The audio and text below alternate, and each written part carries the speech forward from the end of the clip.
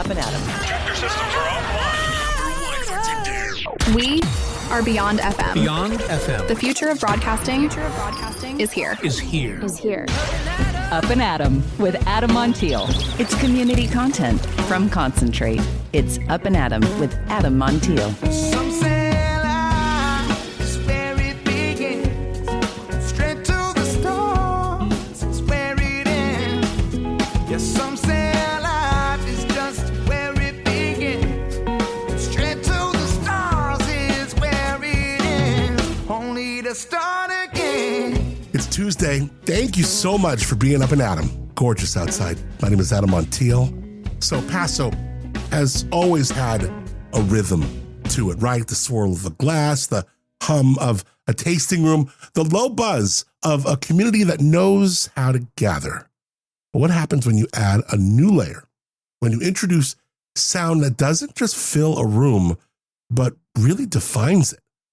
Corey Jordan has been quietly building that answer through Libretto, a 50-seat space where music isn't amplified, it's truly felt in color, as he says.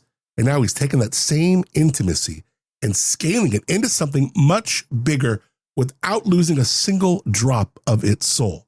I love stories like this. You know I love stories of entrepreneurism. And this one, there's many layers and facets of it. And you mix in the art and the culture. It's just got it all. Today we're talking about the inaugural Paso Robles Jazz Fest. Not just an event, it's a statement. 3 days, world-class artists.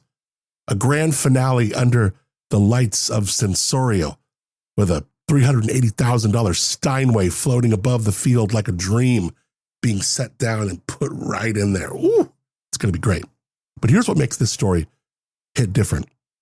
This wasn't built from a boardroom idea. It started with a feeling, a moment where someone said, "No, Paso's ready."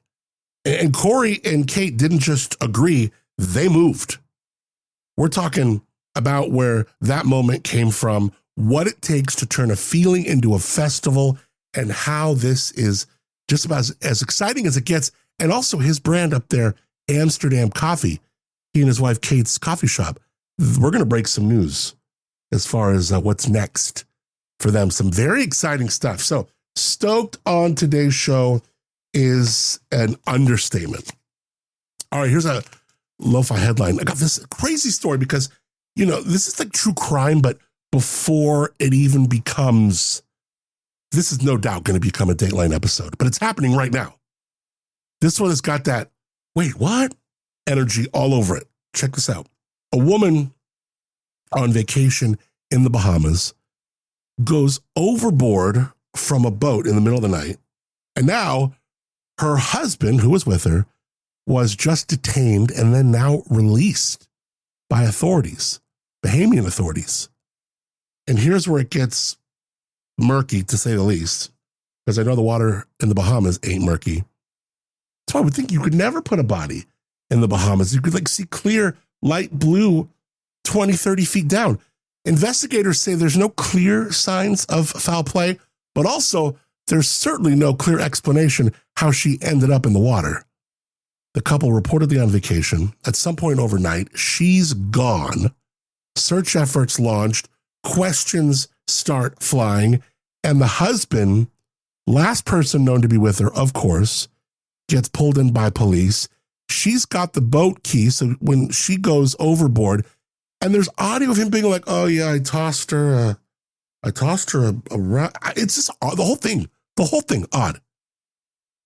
So he has been since released, and that's where the story is now. He just got let go, but the case still very, very much open. In fact, even the Coast Guard, the Bahamian police have said, "Okay, we're not going to arrest him." They consulted a prosecutor. They're like, "Okay, we're not going to arrest him at this time," whatever that means. But the investigation is still ongoing. U.S. Coast Guard says, "Yeah, by the way, we're doing our own investigation on what the hell's going on there. No witnesses, no definitive timeline, no, here's exactly what happened. Just a disappearance in open water." And this couple, they got drama. Yeah, I guess there was like a domestic violence kind of thing, or there's been some contention with this couple in the past. One time cops showed up and there's blood on both of them, and just stuff that, not, again, something's not right here. So we'll watch this one, because this, again, it feels like a Dateline episode well before it even becomes a Dateline episode. All right. So I want to get ready to my conversation with Corey Jordan. We talk about a lot of stuff. Before that, I want to tell you about the Paso Robles Olive and Lavender Festival. So glad these guys have jumped on to support. Love what they're doing every year. So I want to pull you into something real quick. Saturday, May 9th, Paso City Park. It's the Olive and Lavender Festival, but it's not like a festival. It's more chill. It smells a lot better. People actually enjoying themselves. They've got vendors. You've got olive oils. You can taste and go, okay, that's not the stuff I have at home for sure. Lavender in the air. We've had on Gina Hambley of Hambley Farms. They do some incredible stuff. They're heavily involved in this. Love that, like, legit calm you down energy that not only their product brings, but that they bring. Local farmers, little pop-ups, demos. Somehow you end up staying way longer than you planned. It's completely free. Someone's making lavender honey gelato, which we didn't know we needed, but apparently we do. Again, completely free from 9 to 4 downtown Paso. No pressure. Just show up, walk around, see what you like. But fair warning, you're probably going to leave with a bag of stuff you weren't planning on picking up. Paso olives you. Check out the Lavender and Olive Festival, Olive and Lavender Festival to be precise. Again, May 9th. We'll put links in the show notes. It's going to be a fantastic day. We'll be talking to them coming up in a couple weeks on the show. So, but yeah, I want to keep reminding you of this so you end up going. It's completely free. So enjoy. It's Up and Adam with Adam Montiel. All right, he is a Paso native, a fantastically talented musician, and the mind behind one of the most intimate live music experiences you'll find anywhere, Libretto. Now, Corey Jordan is taking that same energy, expanding it into something bigger with the inaugural Paso Robles Jazz Fest, a 3-day celebration of world-class music, local flavor, and just unforgettable moments, all culminating under the lights of Sensoria's Field of Light. And Libretto, from this 50-seat room with no amplification to a full-scale festival, all built on connection. This is about more than music. It's about culture, community, and timing. Corey, so much fun to have you. Thank you so much, man, for being Up and Adam. Oh, thanks for having me, Adam. Always a pleasure. I'm excited to talk like literally everything, because there's developments with Amsterdam. We'll always got to talk Libretto. And then this Paso Jazz Fest. Dude, this is like you needed more to do, my man. Hey, I know. We're so excited. Honestly, we've been able to accumulate some great relationships over the past few years through our Libretto location in Paso. And we saw the writing on the wall that, I think Paso's ready to have some sort of a culture injection, and we're going to do it through the Paso Jazz Fest. Well, it's not like you didn't do that with Libretto already, but we're down for another one. I think, of course, it needs it. Not like it needs it, but like it's great for it. It's perfect timing for it. And again, we're just riding that wave that the wine industry has helped creative culture that's overwhelmed our little community. I'm born and raised Paso, and it's so cool to see where this area is headed. Every great festival starts with like maybe that feeling before it becomes a plan, like before the lineup, before the logistics, before anyone even says yes. Where did the Paso Robles Jazz Fest actually come from? Not like the pitch or the press release. Where was the real moment, Corey, where you're like, this town needs this and I'm going to build it? To be honest with you, it happened about a year and a half ago. We were working with an artist out of New York that came and played at Libretto a couple nights, and it was actually him who brought the concept forward of maybe we could do something in Paso. And he went on to let me know that he's done these small jazz festivals in San Antonio, Texas, and he's done them in Miami. And he thought that Paso's a really magical place, which he was able to identify pretty quick. And as you know, he's correct. Paso is a very special place. And that's where the idea kind of got started. And his involvement tapered off, and we picked up the loose ends and just ran with it. We had already kind of done some heavy lifting as far as lodging and logistics and working with certain venues and certain vendors. And we just saw the writing on the wall that now is the time. And about 6 months ago, we really decided to pull the trigger and put some money into it. It's been a wine destination for decades, but it's becoming obviously something more layered, more cultured, more curious. Why was this the right moment to bring a jazz festival to Paso? What do you think has been shifting in this community, maybe you, that makes it like, yeah, now's the moment? Well, I think we got spoiled a little bit, and we kind of had a little bit of inside line when we opened Amsterdam during the pandemic and started doing live music in the evenings. Even when there was a shelter-in-place order and no one was allowed to really go out, we'd still open the windows and we'd play music to the streets, and we did blues, we did jazz, we did opera, we even did classical music, and we really saw jazz kind of bring the community together, and I think it pairs really well with the wine industry. I mean, the whole culture, the whole sophistication, the artistry behind it really harmonized very well. So we leaned into the jazz platform with Libretto when we opened that in 2021, and we've been able to see it just steadily grow year after year. And we see jazz is trending on a national level. It's having a resurgence. It's not just people playing from the Great American Songbook, these 70, 80-year-old standards, which are great, and there's a reason they are still timeless.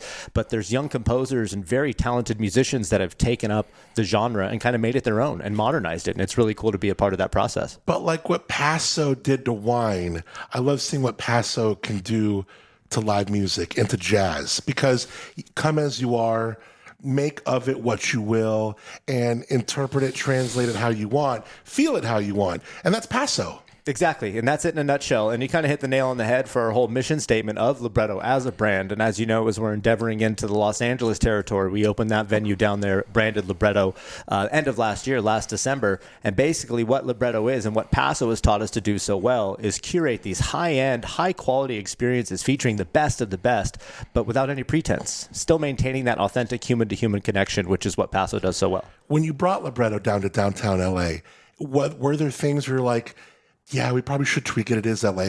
Or were there things that, I mean, you're up several floors. I mean, that video of you craning up that Steinway. Oh man, that's terrifying. Super rad. The last time I think even LA saw that, it was when the late, great Don Rickles brought up a big ass piano to his apartment, like in Beverly Hills. But I mean, that's, no one sees that ever. And here you guys are doing it. How did you tweak? Did you need to tweak what Libretto is and is defined by when you brought it to DTLA? That's a great question. The place that we are located in downtown Los Angeles, the neighborhood, it's near Pershing Square, kind of in the old bank district, the historic core.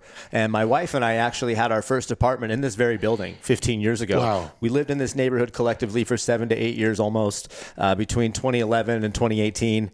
And COVID did a rough number on the neighborhood, as it did a lot of metropolitan areas around the world. And it's nice to see it kind of rebuilding coming out of COVID. And so to answer your question, we didn't have to adjust a whole lot. We leaned on the relationships that we had built with Angelinos, these Los Angeles-based musicians and producers and label owners that we have built this relationship through Libretto Paso. So basically, when we opened down there, we leaned on those favors of these relationships we've built from this Grammy Award winner or this Steinway rep, and we basically are bringing all of our favorite people from Los Angeles together and bringing people from Paso and bringing people from the Bay Area and kind of showcasing the best of what we can do because we trust the people that we're working with. And they trust you. I mean, they come through here, they come up here, down here, but then when you get to tell them, hey, we're building something in your neck of the woods, you don't got to drive that far from me, I bet they're like stoked. Oh man, everyone's stoked. And I was a little leery about building it, and I talked to one of our mentors, Jeff Babko, who's a Jimmy Kimmel Live show, the musical director, and he's a good friend of ours. And I bounced it off him. I said, Jeff, I'm a little worried opening a place in downtown Los Angeles. I don't know who's going to want to drive to downtown. And he pointed out a good fact that right now, one of the most sought-after clubs, which are owned by good friends of ours, it's called Sam First, and it's in Century City, right almost at the LAX terminals, and it's the most sought-after place. And he said, if we'll drive to LAX for jazz, people will drive downtown. As long as it's an experience and a destination worth their time, they'll drive anywhere in Los Angeles County. And I grew up down there, and I remember the big change that like Staples Center, and I mean, for the last decade, 15, almost probably 20 years now as I get older, it's like they've really put so much into DTLA where it's like it is becoming a place that's hot, and it's a fun place to get down to. Yeah, I didn't realize it, moving there. I grew up in Paso, but I moved down to Los Angeles in 2009 to pursue music, and DTLA was kind of having its renaissance, and there was a program called the Adaptive Reuse Program that I think passed in 2001, 2002, where it allowed commercial buildings to be converted into residential condos and residential lofts, and that's what kind of brought a lot of people, musicians, artists, entrepreneurs, restaurateurs, all these people downtown because the rent was cheap in the very beginning, and when we lived down there 10, 15 years ago, it had a very neighborhood communal feel, and that kind of went away during COVID, but the reason we decided to get back in when we did, which would have been the end of last year, is that feeling starting to come back. Nice. And with the Olympics around the corner, with Super Bowl next year, World Cup this year, we're seeing a conscious effort from government to clean up downtown Los Angeles. And so we just wanted to be a part of that.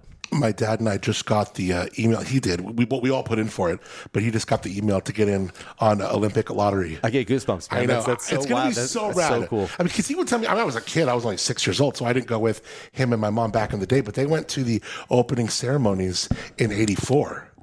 That's wild, yeah. I know. Yeah, so cool that it's coming back. So cool, and it's going to do a lot of commerce for downtown LA specifically. So we're just really excited to be a part of that growth and that resurgence. Yeah.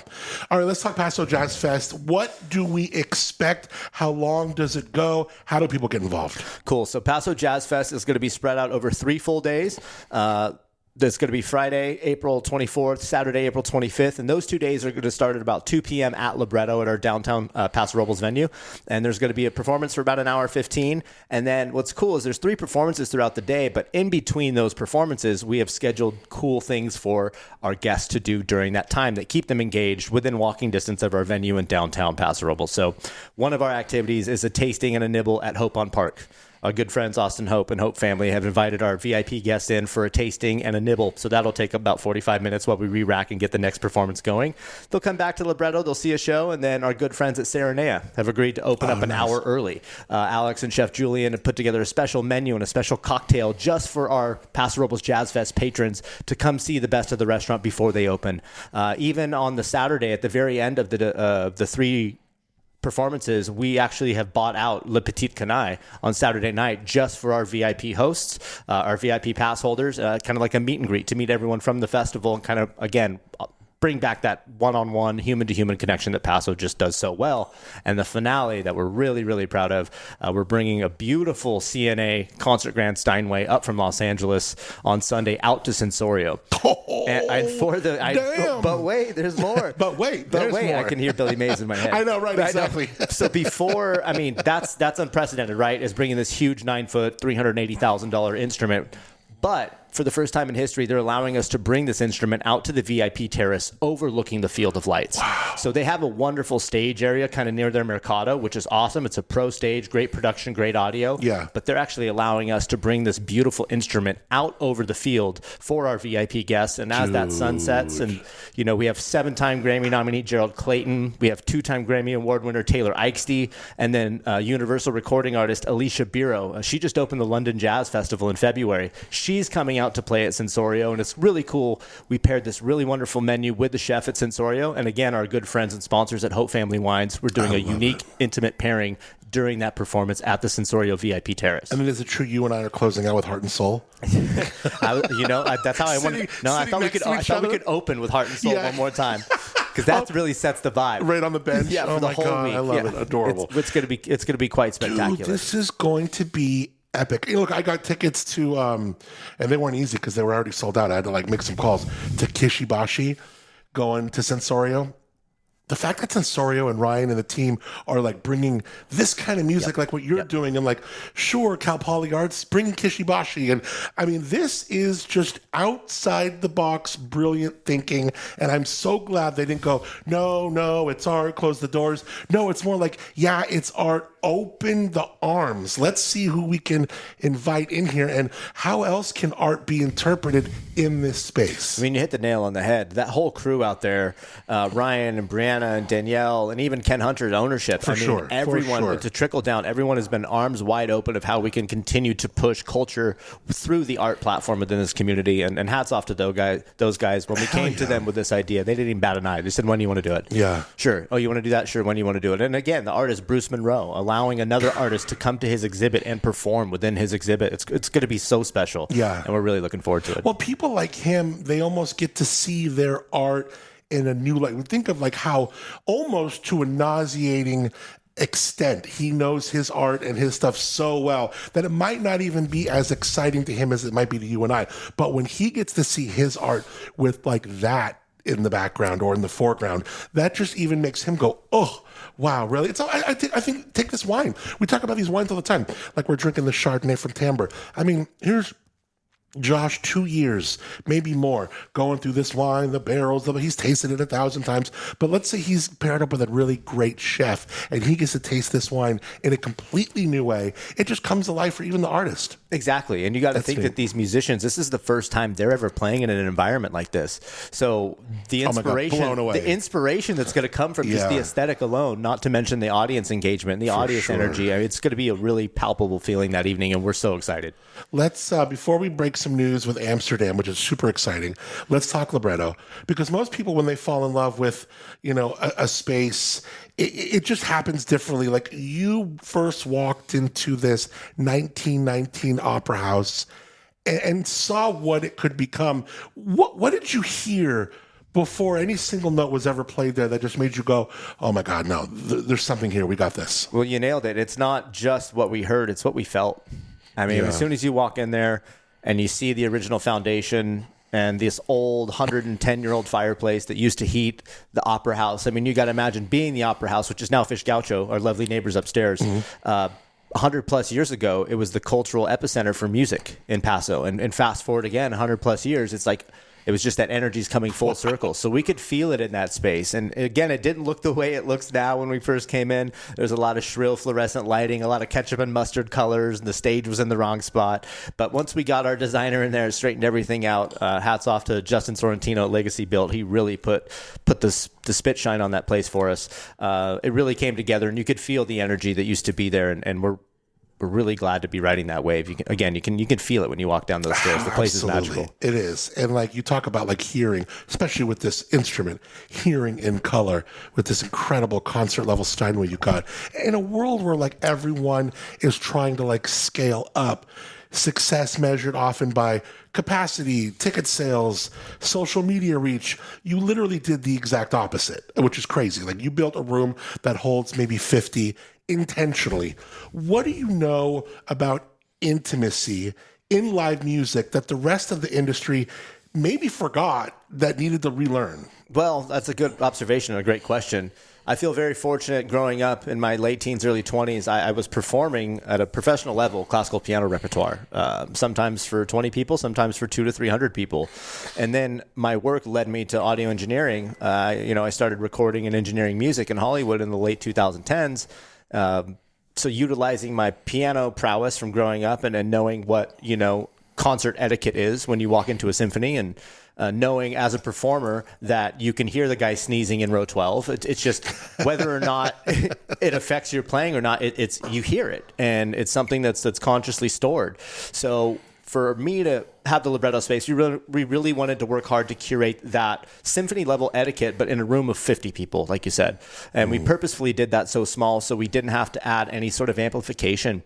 There's no amplification on the piano. There's no amplification on drums. Violins are not amplified. Cellos, violas, horns, brass, you name it. We never run a microphone through those. It's all natural. And we had the room treated acoustically so you could hear that raw form of what music is intended to sound like. It's so cool. I love it. Because I always got to ask you, especially if someone is hearing you and I talk for the first time, let's talk about that beautiful piano, because it is a wonderment of music. It's we call it a unicorn. Yeah. And, when you first hear it, when we opened in 2021, hearing it the first couple of times, it's like, oh, thank you. But we put on over 1,000 shows, and we hear it almost every night of every musician, be it the local hero or a 10-time Grammy Award winner, saying it's the finest instrument they have ever played. Wow. And so when we had an opportunity to purchase that piano from Steinway about 5 years ago, without knowing the rich lineage and heritage of that piano, we knew it was special as soon as we played it. And once we found out its past life, spending most of its life with the LA Philharmonic and being revered as one of the best by the greats, we knew we had to have it. And so to be able to have an instrument of that quality in a space that small and intimate, it's just what really helps brand Libretto as a luxury experience. Does Steinway wrap their head around where that sits and lives now? Yes, it took them a while, and I'll feel one of the cool things that came out of COVID, it was a really awful time, but we opened 2 businesses and we were able to get that piano. So Steinway was not selling any pianos, and we had a connection with Steinway that gave us the opportunity to bid on that piano when it became available. Because those pianos, they're very rare. They're called CNA. CNA stands for Concert Artist. And those are the unicorn pianos that Steinway keeps for themselves to play for, or to have for their endorsed artists to play with the LA Philharmonic or the LA Chamber Orchestra at Disney Hall or at Hollywood Bowl. They have 6 of these unicorns they keep, and they let the musicians come in and pick which one they want to perform with. So the piano we have at Libretto is one of those 6 unicorns. It's just once the pianos become 10 years old with Steinway, they sell them. And so that piano, our piano, is a 2012, and we bought it right at the end of 2021, beginning of 2022. And it just timed perfectly that what we were trying to do is, execute something at the highest level, and we didn't realize that we were buying one of the finest pianos in the world at the time. Man, and I hate to bring this up because there's some people you talk to that are just so humble and shy, and you are just one of these guys who is so talented and such a great community member, but you always go turtle when I bring this up. But when I got a chance in that media group to go to Libretto for a night, like as a member, and sit, and you were the performer, it was such a special treat. You were fantastic to listen to, and it was really, really a special night to see the guy in the place. Oh, thanks. That's very kind of you to say, Adam. I used to play professionally in my 20s, and I don't feel that I'm quite at 100% of what I used to be, so I get a little timid and a little anxious when I'm playing just because I know it could be a little bit better. But it is always nice to be able to perform for our members and our guests and our friends, just to remind them that at the end of the day, I'm just a musician that happened upon this wonderful situation and circumstance to help elevate the culture in our community. But even in between the songs, like you're breaking the ice, and I don't know if you're doing that more for us or for you, but it certainly makes us feel comfortable. Every person there has got like beautiful leather seats, whether it's the chair, the benches, like it's just so posh and so comfortable. And then you just sit there in this dimly lit room with whether it's a cocktail in your hand or a glass of local wine, or I guess if you're a member, I even like texted Kit Kuiper. I took a picture of his locker. I was like, dude, I'm breaking open into this bitch, we got the bro. key, and next time you just let me know. I'll get That's what he said. I'll get the AOK from Kit. He's like, Corey, he's got the key. You can get in there. But like the idea of just like, you go to your locker, get it something out. It's just such a cool vibe there. So thanks, Adam. Yeah, and again, our whole MO is just trying to execute high quality, intimate, exclusive experiences without any pretense, and just maintaining the authenticity of that human to human connection that Paso does so well. You would write music for movie trailers. And this is probably one of the most like unique, like targeted niche genres. And again, you kind of have left that life for Paso. I mean, not a lot, you're not in LA all the time anymore. You are going back there because of the new downtown LA situation. But you're in Paso, you're from Paso, you're doing Amsterdam with your wife, you're doing it all up here. And then all of a sudden, one of your old pieces of work gets picked up by a movie. And you're just like, I'm back in the biz, baby, what up? I was blown away, man. I mean, I was very fortunate to work in the film side of the music industry, producing jingles and writing for catalogs and movie trailers between 2015 and 2019. I think I have over 75 pieces of music that have been published, ranging from pieces with HBO or Red Bull or Amazon. A lot of the works you get hired a small fee and you never hear of them again. And not like a piano. No, this is full orchestration, 47 instruments. You're writing and producing and mixing for a full symphony. Usually it's within 3 minutes condensed. And these movie trailers, they're 3-act sequences. They're like Shakespeare. You have to have an intro. That's usually the first 30 to 45 seconds. Problem? The dilemma is introduced, the Act 2. And then the climax and resolution is Act 2 to 3. Yeah. So you have to do all that sonically. So next time you watch a movie trailer, listen to it. There's 3 different chapters that they're going to tell you sonically. In a world. Yeah, in a world. Dude, you could write us something, I could voice it. We could just... I think we just found a new niche. I'm in. But yeah, I was blown away. I got an email from one of my old record label owners at Advention, who's still a big record label in Los Angeles, that a piece of music that I wrote in 2019 was just full licensed by Sony for the new Nate Bargatze and Mandy Moore movie. Oh my God. The Breadwinner. So that movie will come out end of next month, but the movie trailer that you can watch now on YouTube that has over 80 million views, that first 35 seconds is my original piece of music. Oh my God, let's go to it right now. Yeah, check it out. It should be on YouTube. What's it called? YouTube? The Breadwinner, and it's Nate Bargatze and Mandy Moore. Breadwinner movie trailer. Yeah. And then here we go. It should be the first 30, 35 seconds. That's mine. Moms have a million things going on. That's why I invented the StarMinder. I really think you might have something. I'm going to give you an offer. Running a company's a 24/7 job. What about your husband? Could he take care of the kids? Nate? Wait a second, is he here? What? Yes. Yeah, bring him in. We are moving. We're moving. Yeah. Here he comes. What, are you kidding? Are you eating a donut? So that piece of music. Wow, Yeah, thanks, that's so man. cool. So when you write that, are you like watching this first to write to it? No. They give you emotions. So I don't know what movie it's ever going to until you get notes from the musical director or the music supervisor, and they're like, "Hey, we love it, but you need to change at bar 46. We need you to cut it by a quarter of a second, or bar 38. We need it to go higher, or can you end it a half a second early?" But this is it's a piece of music I haven't touched in over 6 years. That it has been sitting in a catalog, and somehow Sony found it at the bottom of a pile of music, and they wanted it. And so it was a really cool email to get from my old boss. Is that odd or is that crazy? I've never had anything happen like that before in my life, ever. So yeah, my biggest placement came 6 years after I retired. Which is cool. So goes Hollywood. I love it. Well, what a great story. I mean, you're obviously a talented dude. I love that you wrote. Now, when you write something, I just interviewed Nick Larson from Proxima Parada. Oh, well, I love Nick. He's played at Libretto multiple. Please. Nick's ex-girlfriend Jillian and my ex-girlfriend Gina were roommates at Sonoma State.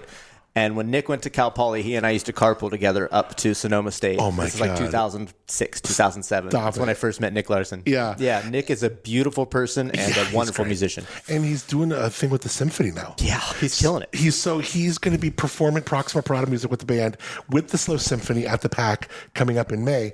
And part of what he and I were talking about here was him writing for, like, I got to write for an oboe. I got to write for a this or that, a violin. Like, the first couple times it's overwhelming. Yeah. I leaned a lot on my music theory growing up playing piano, that a lot of that music theory that you learn as a kid, writing for strings, say that there's a C chord, right? You're playing a C, an E, and a G. That's a C major chord. Well, when you're writing strings, your bass and your cello are going to play the C. Your viola is going to play the E, and your violins are going to play the G.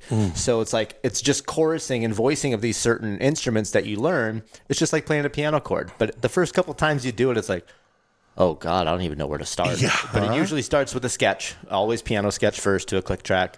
And then I bring in the bass, and then I bring in the strings, and then we bring in the brass, and then we bring in the percussion, and then you kind of just put the fine tuning on it. But a full piece of music usually takes anywhere from 20 to 40 hours. Do you ever bring in the triangle? Do people bring in the triangle? Yeah, man. When it's the moment, you got to set a tone. I mean, we call that an ambient pad, of course. Oh, okay, you got to set the tone for sure. So I want to talk about Amsterdam for a second, because Amsterdam is the coffee house just around the corner from Libretto, downtown Paso. There are some big developments. You do also have an Amsterdam in Atascadero. How's that doing, by the way? It's doing great. We've been there about 1.5 years, and we love the Amsterdam and Atascadero. My wife is born and raised Atascadero. I'm born and raised Paso, so it's really cool to have it. It's a hot place right now. It is. It feels like Paso did 20 years ago. Exactly. And I'm loving it. It's a lot more small town feel, which is really nice. But it's been great. We're roasting coffee out of that location, and we're actually looking at a third location in downtown Los Angeles as well for Amsterdam. Yeah, we're negotiating a lease right now. Wow. Open carry laws aren't bad either. Not bad. In Atascadero, that's pretty cool. Yeah, you can grab a little glass of champagne and take it on your walk at Amsterdam. It's pretty cool. So let's talk about the changes in Amsterdam Paso, because you've been killing it for a while. I was here recently with that same group of media. We had breakfast there. Love your breakfast was bomb. It's simple. Thank you. We just tried to focus on very simple things done. I didn't even know you did breakfast. I thought I was going to get my mocha and good. But you had great breakfast. I was like, this is good. Yeah, we wanted to execute with the limited infrastructure that we do have, but we're really proud of our little menu. But as you mentioned, we are going to be growing. Tell me about this, because it's like safe to be public, but I don't think you've quote broken this anyway. We haven't broken this at all. So let's go. Let's talk about what is happening. You're the first to hear it. So thanks for having me have it here. Wow. So Caitlin, my wife, and I have signed a lease, and we started paying on the old Thomas Hill Organics location. We took that over March 1, and we began remodeling. We're doing a little remodel currently. We're moving our coffee roaster in there, and we are taking over the patio and full kitchen. Wow. Just got all the equipment in this last week. We're looking to hopefully open... grand opening, probably first week of May. But we were able to hire a wonderful group of people to come in and help us out and run that side of the program and bring them on as partners. And we're really pleased to have them on board. To say we're excited is an understatement. Our menu is going to go from 2 to 3 things to a full 20 item menu. They'll be available 6 days a week. We'll have a full kitchen. Are we not saying who they are yet? Oh, I'd love to say it. Let's do it. We're so grateful. We're going to be bringing on our good friends Ryan and Dren Trimble, who formerly have been running Kitchenette in Templeton for the last 7 years. Huge get. Yeah, and they're good friends of ours. We love those people, and we know that they were kind of looking for a change. And so when we heard Thomas Hill was available, we sat down with them and asked if they'd like to partner with us and come on board and help us run that side of the restaurant. So we're going to be bringing that level of quality to Amsterdam. And so that couple who ran the kitchenette, you correct anything I'm getting wrong, they're bringing themselves, their acumen, their soul with their kitchen staff. Yeah. And they're coming up to Amsterdam. Yes. Wow. So the entire kitchen staff and the front of house management team from Kitchenette decided that they all wanted to grab another gear, and we're grateful that they're joining us as partners. What happens to the old Amsterdam? We can't have two places. So basically, as you know, Amsterdam, where you pick up your coffee now, there's that door that goes out to the patio. Yeah. So all we're going to do now is just open that door. You're still going to be ordering at the counter. You'll just now have an extra 60 tables out back to grab from. So we're going to keep that. Yeah. Oh my gosh, no way. Keeping the coffee shop, keeping the coffee bar, and basically you're still going to order at the front. It's going to be similar to it's always been, where you go up front, you order at the counter, you take your number, and you go sit, and we'll bring your food to you. Except just from having a 4 or 5 limited item menu from breakfast burritos and a sandwich and a couple croissants, we're going to have the full menu ranging from, the ricotta blueberry pancakes. We're going to have the chilaquiles. We're going to have the pozole. We're going to have the breakfast sandwiches, the breakfast burritos, even our signature version of the brunch wrap. We're going to be having an elevated version of that. Basically, all the items we haven't had the infrastructure to execute efficiently are that hurdle's now gone. And we brought on some of our favorite chefs and favorite people from North County, and they're coming on board with us. We're really excited to bring Ryan and Jen on. You must be so pumped. Pumped is an understatement. I don't know if it's fully set in for us yet. Because Amsterdam has been doing good. It's been killing it. Isn't that amazing? Out of all the different pieces of okay, what does good? You're like, oh man, the coffee shop, we're doing all right over here. I mean, it was a big deal for us to want to open Libretto because we used to do music at night at the coffee shop. So you got to imagine we were capitalizing on the morning markets with coffee and then the evening markets with wine and music. Yeah. So to have those numbers and to bring those numbers over to Libretto, thank goodness it worked out, and our membership has kind of blown us out of the water. It was a big deal because Amsterdam does great numbers. It's a great location, and we have a really cool community of patrons and customers. I loved my, I get some pretty foo-foo kind of bitch coffee stuff. I got an ice mocha with oat milk, so it's nothing That's nothing. That's the good stuff. So, but I mean, yours is really good. Well, we make all the syrups in-house from scratch. Okay, so the mocha is made in-house from scratch. The vanilla, we use Tahitian grade A vanilla bean. We make our own vanilla extract in-house. Wow. And then the Himalayan salted caramel, that's actually made in-house from scratch as well.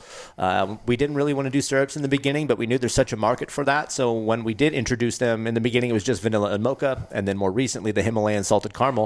We wanted to make sure that we were building those in-house from scratch. When I see you outside Amsterdam, I remember walking in with that media group and you're on your laptop outside working, so I don't want to bother you. What are you drinking? What do you drink day to day there? Black coffee. Okay, really? And it's a litmus test. I've always drank black coffee. I love black coffee, but let's see how our dark roast is tasting today. How's the Americano? How's the espresso tasting? But right now our light roast is firing. It's a single origin Colombia, the Excelsior varietal. We got it roasted right to about 409 degrees, and that's my favorite right now is the light roast. I feel 10, 15 years ago, there weren't that many people roasting. Now, roasting is kind of part of it. It feels if you got the resources, you got to get your roast on. Well, it's controlling the artistry from the very beginning, Yeah. And I always joke with my wife that the next step is buying a coffee farm in South America. So oh my God, that's the next move, right? I mean, logically, obviously, that would be the next move. But it's really given us an opportunity to be artistic with it and change. What does this roast path do? What does roasting 3 degrees higher do? What does it do if we get hotter first, then cool, or we get cool then hot at the end? It's like winemaking, just a whole lot cleaner. Yeah. Do you like to dip into that creatively, or do you kind of have people who do it and bring you flavors like a winemaker and an owner? I don't know. How do you We did that in the beginning. We had a partner that got us kind of off at the ground and consulted with us for the first 6 months. But now all of our accounts ranging from Allegretto Hotel to Sensorio, ES Aerospace down the road. Wow. Caitlin, my wife, and I are doing all the roasting ourselves. Really? 100% of it ourselves. And there could be, a degree, amount of time. So many things are variables. It's crazy how the littlest tweaks can change the whole final product. It's very similar to wine. I worked in wine chemistry and winemaking for almost 5 years, and this is it's quite similar what you can do and have influence, and how the smallest change, even in the water you use for filtration, can change everything. What's the first concert you ever went to? I think I was on my parents' lap, and it was MC Hammer at the Mid-State Fair, early 90s. Oh, dude, that's shit. Yeah, MC Hammer. Rad. Mine was Michael Jackson, Dodger Stadium. Can't beat that. Wow. That's crazy. Okay. I mean, I was very little. I was same. I think I've only seen pictures, but I know I was an MC. I was an MC Hammer, for sure. What about the first time you saw jazz music performed live and said, and it just touched you in a way where you're like, oh, I'm somewhat about this? To be quite frank, I never really. I grew up playing classical music. I'm a classical musician, and so I never listened to a whole bunch of jazz. Of course, you hear the Miles Davis Blue and Green album. Who hasn't heard that? And you've heard Bill Evans. I'm a piano player, so I've listened to some of that stuff, but I never heard it live until, quite frankly, we opened Amsterdam. And when we opened Amsterdam, we tried. And I say try. We executed classical music. We used to do Chopin every Wednesdays. Tyler Hill, who's a local winemaker in Tin City, he used to come play Chopin for us every Wednesday in Amsterdam. We tried opera. We did jazz on Fridays. We had Saturday night blues. We tried everything. And again, jazz really stuck within the community. And so I got to see it repeated more and more often. And now that we're executing jazz on a high level, if not the highest level, with these Grammy Award-winning performers that are touring the world, it's amazing, the musicianship. It's a difficult genre. And especially the levels that these musicians are pushing the parameters to. Hats off to them. It takes discipline. And even tonight, after this, I'm going to go meet with the artistic director from our music conservatory, our Libretto conservatory, where we offer after-school classes for local music students free of charge. I'm going to meet with him afterwards, and he's based out of Los Angeles, and he tours the world. But he plays 3-4 hours a day just practicing. He's a 35-year-old guy practicing 3-4 hours a day, because that's what it takes to execute. And so I really respect the discipline and musicianship, and it's so cool to hear different styles of piano coming through. I feel jazz is one of these things that, like wine, everyone can find a piece of this pie that you're into. Totally. And for me, I was one of my first radio gigs on the air.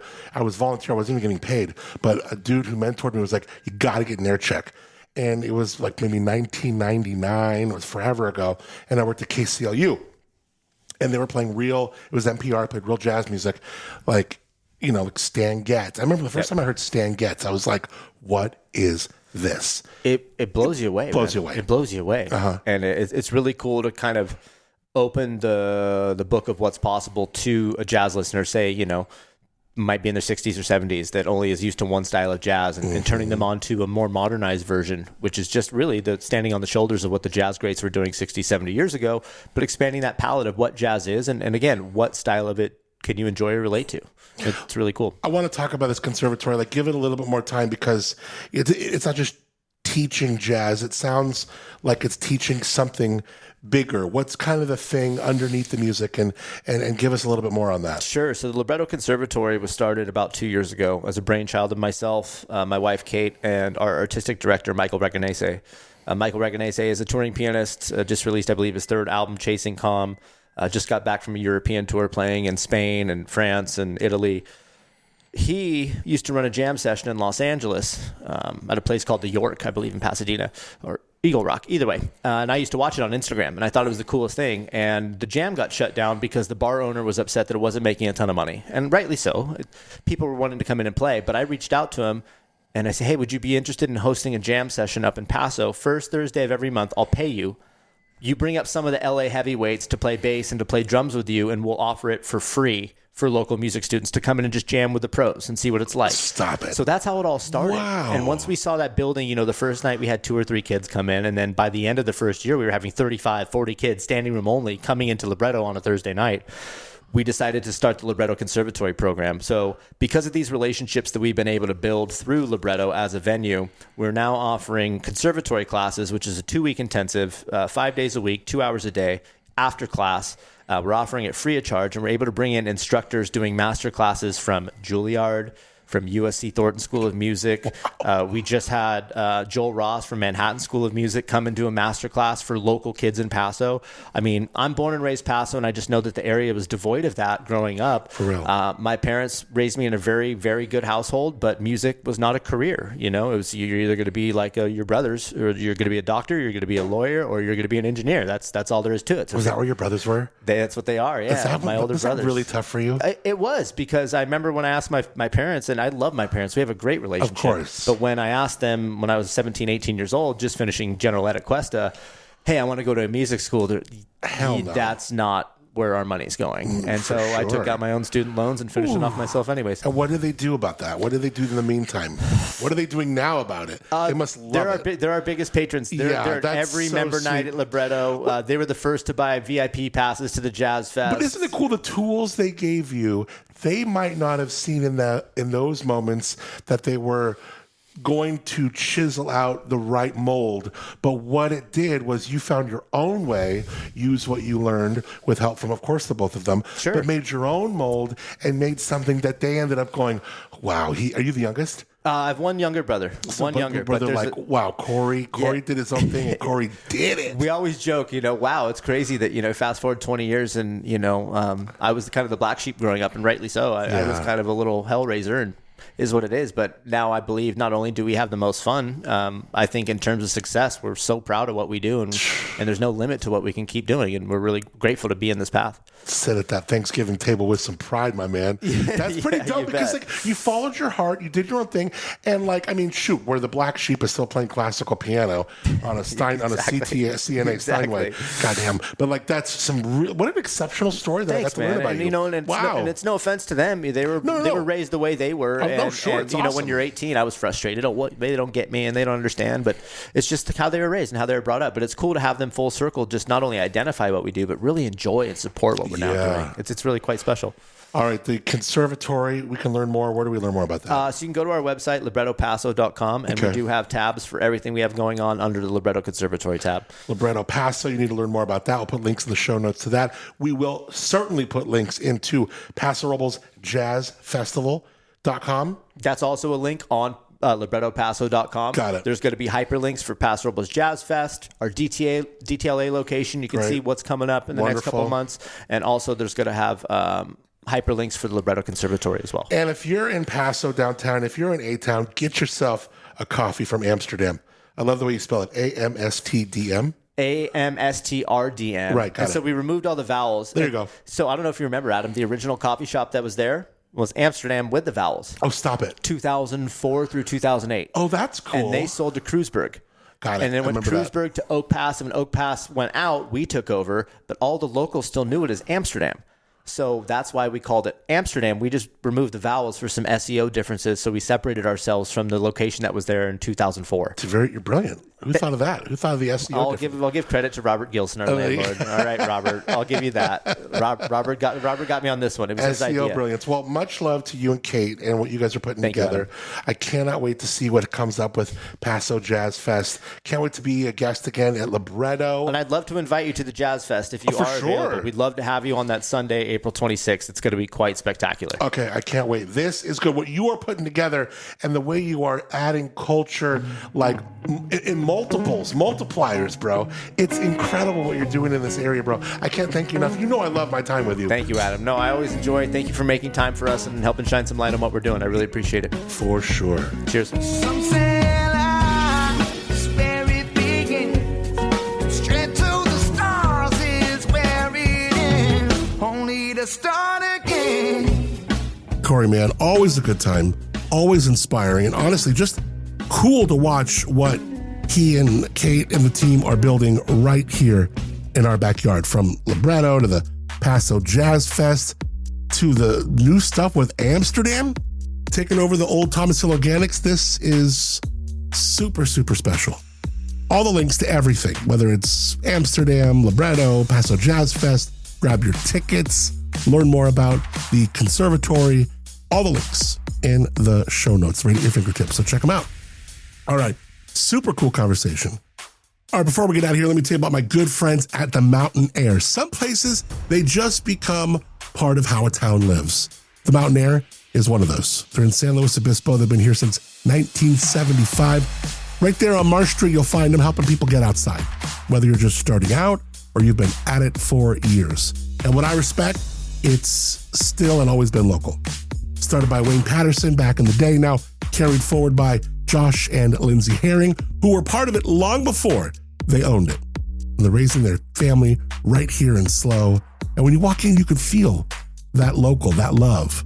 And if the mountains, are calling you. I don't know if snow's going around right now, but they are the only full-service ski and snowboard rental and repair shop in the county. That's pretty cool. Plus, a couple doors down, the Switchback. It's their sister shop where gear keeps moving and more people get a shot at getting out there. I love that. Secondhand stuff. This is what local advertising is all about. If you stop by, please let them know you heard them on Up and Adam and say thank you to them for keeping it local all the way through. Learn about the Mountain Air, themountaineer.com, also theswitchback.com, and check out the Mountain Air, San Luis Obispo. All right. Want to thank our friends Moonshiner Collective for giving us original music on this show called Start Again. Stream them wherever you get your music. Learn more, moonshinercollective.com.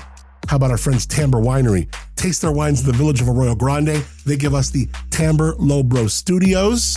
I enjoy them thoroughly, enthusiastically. In fact, opened was it lead vocals or the other Chardonnay? It was so good. Their Chardonnay has that like reductive, that like match stick, perfect amount of oak, perfect amount of like mouthfeel. It might be one of my favorite Chardonnays ever. So good. Check it out. All their wine. Check them out. Tamber, T-I-M-B-R-E, tamberwinery.com. Also, most importantly, thank you to you for rating, reviewing, subscribing to the show wherever you listen to it. Means an absolute ton. So thank you. Also for those 5-star reviews that you might leave on Apple Podcasts. Those are huge. Those are absolutely huge. All right. Until tomorrow, enjoy this gorgeous week. Hope you're having a great day. Thanks again for connecting. I'm Adam Montiel. Appreciate you being Up and Adam. Some say life is where it begins. Straight to the stars is where it ends. Only to start again. Let's start again. We'll start again. Let's start again.